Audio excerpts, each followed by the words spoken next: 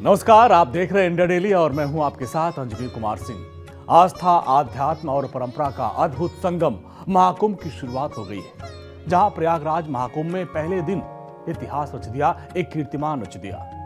गंगा, यमुना और अदृश्य सरस्वती की त्रिवेणी में पवित्र जल में पौष पूर्णिमा के पहले दिन 1 करोड़ से अधिक लोगों ने आस्था की डुबकी लगाई। विदेश से हजारों की संख्या में लोग और मीडिया कर्मी सनातन धर्म और उसके दर्शन को करीब से देखने और समझने आए थे। और यहाँ के दिव्य, भव्य और आस्था के रंग में रंगे लोगों को देखकर वो लोग भी भाव विभोर हो गए।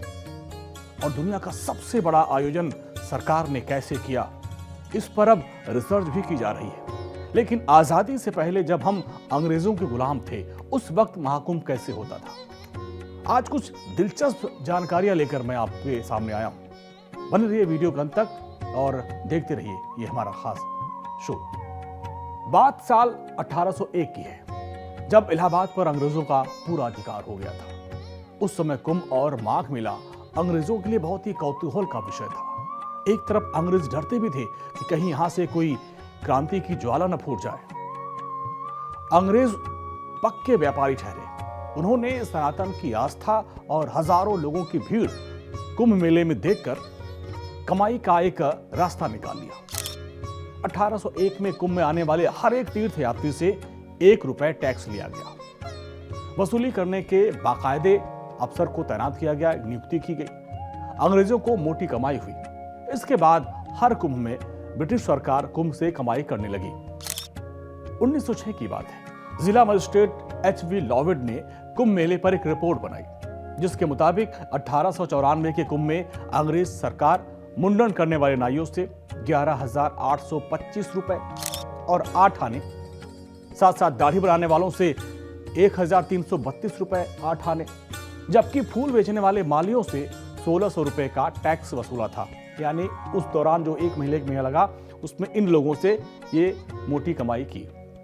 इतना नहीं, कुंभ के दौरान दूध पर 1,064 रुपए और जो लोग वहां पर आकर गाय दान करते थे, गाय दान करने वालों पर 176 रुपए, बछड़े के दान करने पर 977 रुपए टैक्स अंग्रेजों ने वसूला। जबकि जो नाव वाले थे, जो संगम में नाव चलाते थे, उनसे उस दौरान मेले के दौरान लगभग 3,311 रुपए वसूले गए। फेरी वालों से 1,440 रुपए वसूले गए।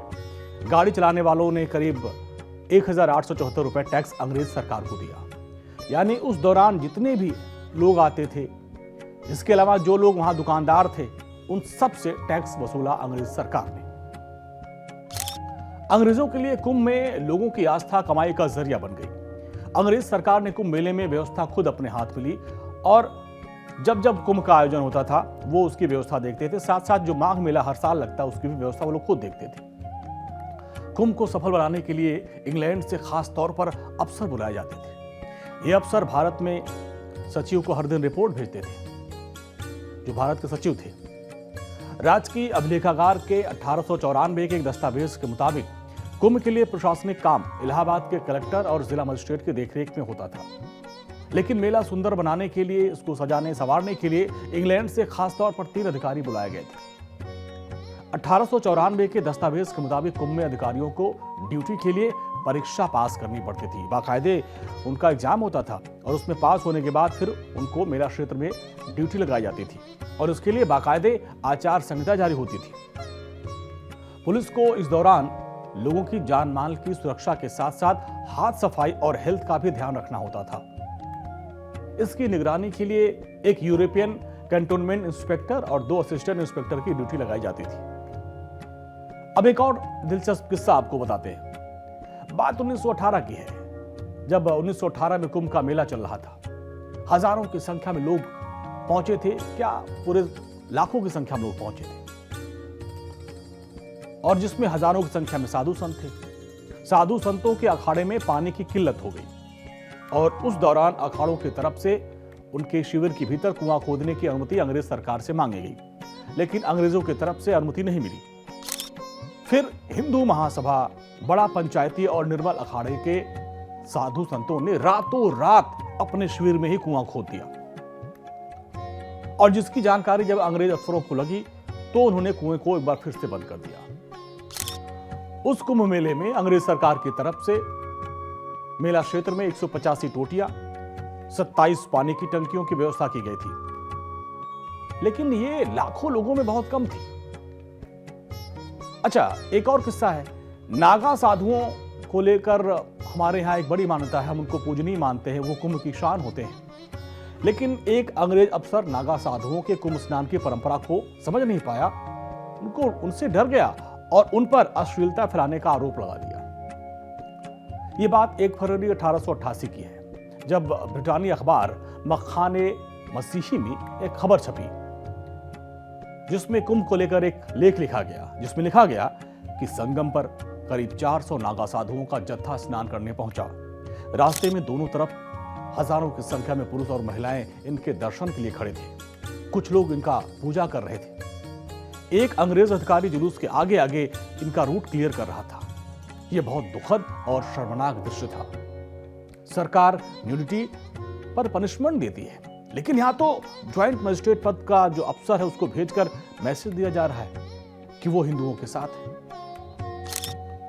और इसी खबर के हवाले से क्रिश्चियन ब्रदरहुड के अध्यक्ष आर्थर फोय ने ब्रिटेन के एक सांसद को चिट्ठी लिखी। फोय ने अपनी चिट्ठी में लिखा, इस नग्न प्रदर्शन से तो शिक्षित हिंदू समाज भी शर्म में पड़ जाता है और शर्म से गड़ जाता है। इस काम के लिए सरकार ने अंग्रेज अफसर को क्यों तैनात किया?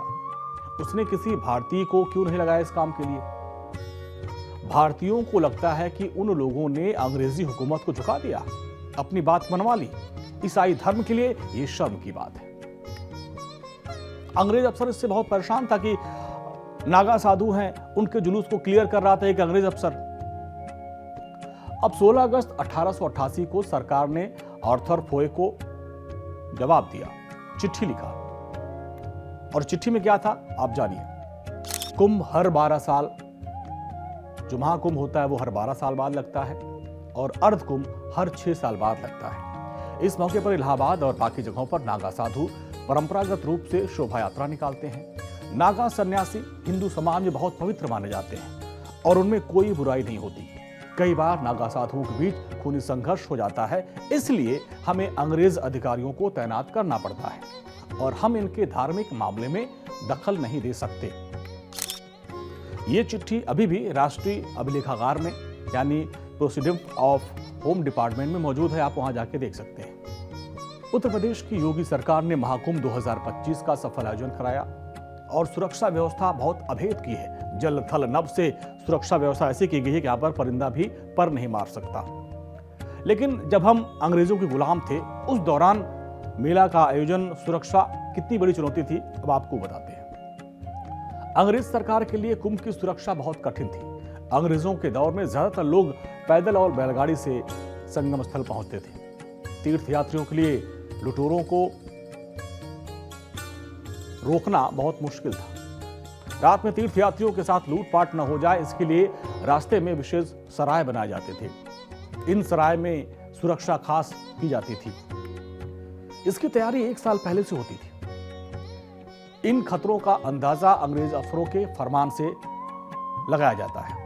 दरअसल 1870 में अंग्रेज अफसरों ने फरमान जारी किया कि किसी भी अजनबी को अपने शिविर में रुकने न दें। कल्पवास करने वालों से हलफनामा लिया गया। 94 प्रयागवाल यानी पंडों ने दस्तखत भी किए थे। 1880 में अंग्रेजों ने एक इश्तिहार जारी किया जिसमें लिखा गया था कि मुसाफिर तय पड़ाव पर ही रात में रुके। वहां उनकी देखरेख के लिए चौकीदार को तैनात किया गया है। अगर कोई बाहर ठहरता है, कोई अनहोनी होती है, तो उसके लिए वो खुद जिम्मेदार होगा।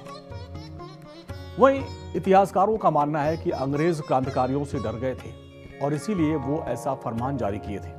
उन्हें आभास हो गया था कि कुंभ मेला क्रांतिकारियों के जुटान का एक बड़ा अड्डा बन गया है और जहां से क्रांति के बीज बोए जा रहे थे। अच्छा, ये तो रहा एक मामला। महाकुंभ से जुड़ा एक और दिलचस्प किस्सा आपको बताता हूं। जब एक अंग्रेज अधिकारी की पत्नी कुंभ मेले में पहुंची, जहां गंगा मैया से निसंतान महिलाओं की कठोर प्रतिज्ञा से वो हैरान रह गई, जिसमें महिलाओं ने मां गंगा से ये मन्नत मांगी थी कि उनकी संतान नहीं हो रही है। जब उनको पुत्र प्राप्त होगा तो जो पहला पुत्र होगा वो गंगा मैया को दान करेंगे। दरअसल 1827 से 1833 के बीच में एक अंग्रेज कस्टम अधिकारी, उनकी पत्नी फेनी पाकर्स लंदन से इलाहाबाद आई थी और इस दौरान यहां रुकी थी। उन्होंने अपनी किताब wondering of Pilgrim in search of pictures में लिखा, जब मैं इलाहाबाद पहुंची तो वहां मेला लगा हुआ था। नागा साधु और वैष्णव संतों का हुजूम स्नान के लिए जा रहा था। मैं कई विवाहित महिलाओं से मिली जिनकी संतान नहीं थी। उन लोगों ने प्रतिज्ञा की थी कि पहली संतान जब होगी तो वो गंगा को भेंट कर देंगी। इससे वो बहुत आश्चर्यचकित हुई। प्रयाग महाकुंभ में स्नान और उसके महाप्रसाद पवित्र गंगा जल के महत्व को पूरी दुनिया जानती है। प्रयागराज के क्षेत्रीय अभिलेखागार के दस्तावेज के मुताबिक चांदी के कलश में गंगा जल लंदन भेजा जाता था। 1902 में महाराजा सवाई माधव सिंह द्वितीय अपने ओलंपिया जहाज से लंदन जा रहे थे। उन्होंने चांदी के कलश में 8000 लीटर गंगा जल भरवाया और गंगा जल लेकर वो लंदन पहुंचे थे। तो देखा आपने, महाकुंभ की महिमा अपरंपार है। तो आप भी प्रयागराज के इस महाकुंभ में पहुंचिए और आस्था की डुबकी लगाइए। नमस्कार।